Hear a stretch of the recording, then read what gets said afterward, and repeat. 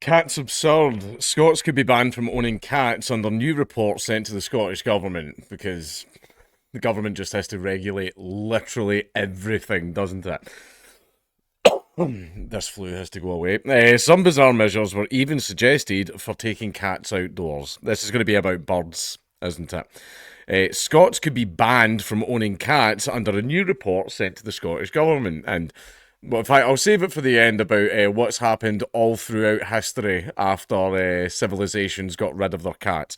A group which advises ministers suggested whole areas could be forbidden to felines to protect the wildlife. Now, it is true, cats wipe birds out. They wipe birds out. They do kill an awful lot of birds. Is that a wild cat? No, it's not. A Scottish Animal Welfare Commission penned a report saying cats have caused untold damage to the number of local mammals and birds. So have wind farms. But they're not trying to ban them, are they? Part of their report includes exploring the idea of banning cats from being owned in certain areas, reports the Mail on Sunday. It featured the extreme suggestion of cat containment areas in places where the wildlife is most at risk. Cats in some areas also wouldn't be allowed to go roaming or hunting in these designated zones.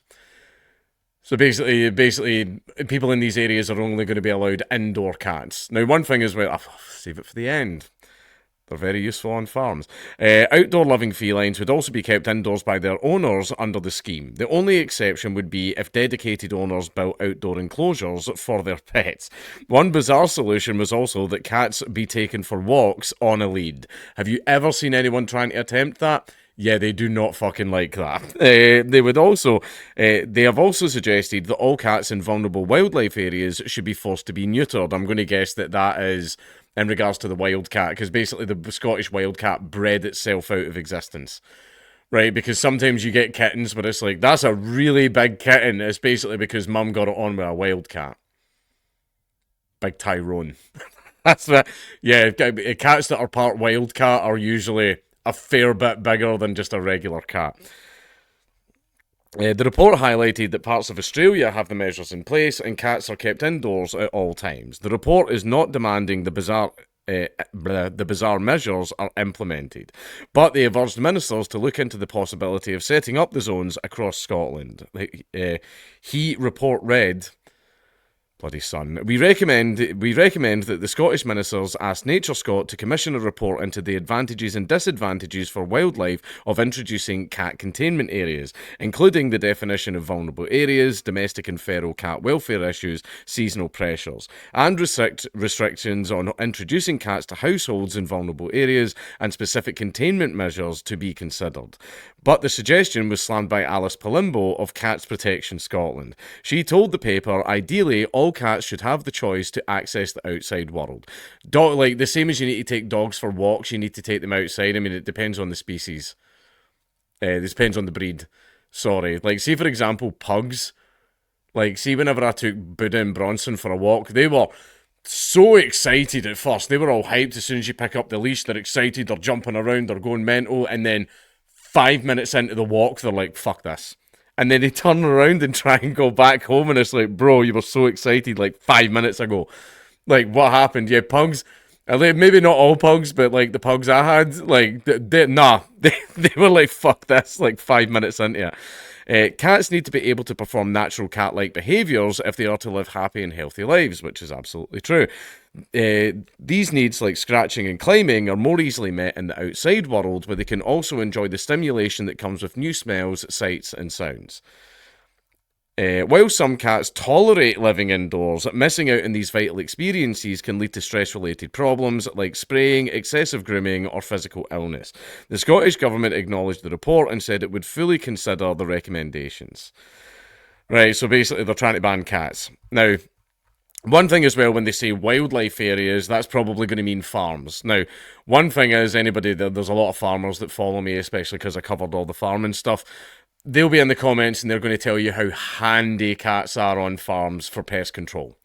Right, farms have huge problems with rats, field mice, all that type of stuff, especially the ones that try their hardest to get into the grain silos and get into all the produce that the farms produce. So cats, which don't eat vegetables because they're carnivores, they get rid of all the mice and rats and everything else, right? That's why farms usually have a bunch of cats.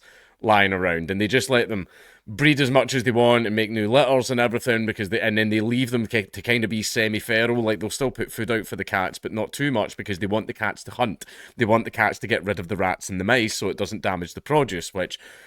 Oh, okay, this is starting to make sense now. Yeah, get rid of the cats, all the rats and mice get into the produce. There we are, further food problems. The same reason why the government's coming after farms.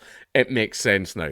Another thing as well is, every single society, all throughout history, that got rid of cats got overwhelmed with disease. They got absolutely overwhelmed with disease, right? And basically people eventually understood that, which is why ships, like seafaring ships, had cats, and it was to get rid of any rats or mice that were on board the ship, right? It's why loads of places, like even number 10, everybody, oh, why does number 10 Downing Street have a cat?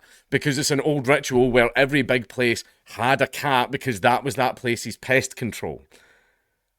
Right, that was why they had cats. So any society that got rid of cats throughout history, wiped out by disease. Right? Cats are very, very handy. Yeah, okay, you might have just opened the door and it goes outside and stuff, but I view them as a work animal.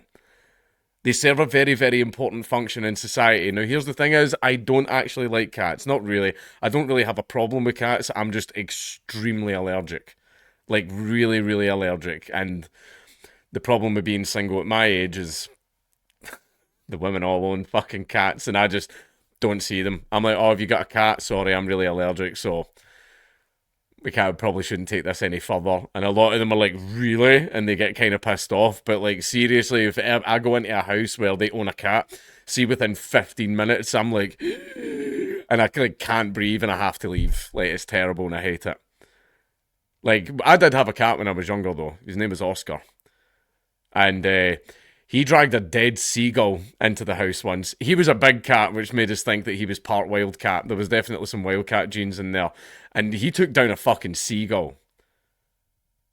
Man literally took down a fucking seagull and dragged it into the house. Now, basically, at first, my allergies were getting triggered because of when he was a kitten, and basically I got diagnosed with asthma, and that's what they were blaming it on. Nobody blamed it on the cat.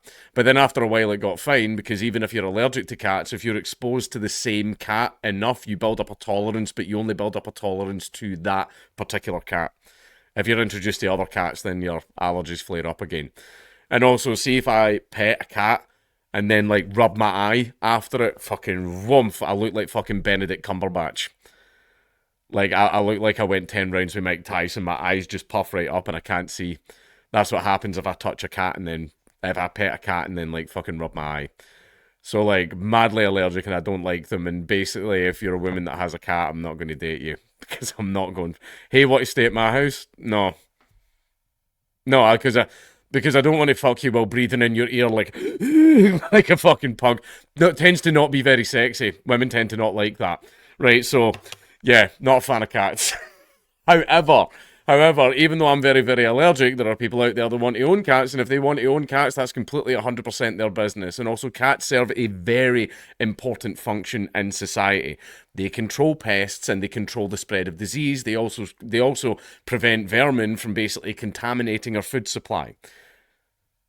So basically, we're about to have our Mao and the Sparrows moment, right? Where it's a very, very, very bad idea to get rid of cats. Right, yes, I do understand that there are certain things where they're like hunting wildlife and shit like that, which is why sometimes people like put a little bell on them because it frightens the birds away and everything. But that's the thing is, birds can escape from cats. Mice have a much harder time. So even if a cat's got a bell on and the mouse hears it coming, that cat's probably still going to get that mouse. So that's like another way that you can handle it. However, this way of just basically having no cat areas, it's a really, really dumb idea. And seriously, just look at history. See any society that got rid of cats, it did not fucking go well.